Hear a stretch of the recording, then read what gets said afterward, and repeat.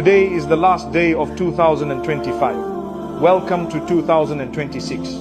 Ya Allah, as we step into this new year, make 2026 a year filled with your guidance, mercy and barakah. Ya Allah, make this year a year where your dhikr increases in our homes, in our actions and in our intentions.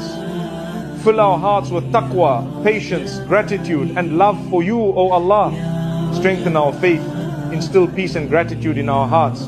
Bless our sustenance and grant happiness and success in our lives. Protect us from every hardship, accept our prayers and make us worthy of your closeness and pleasure. Ameen.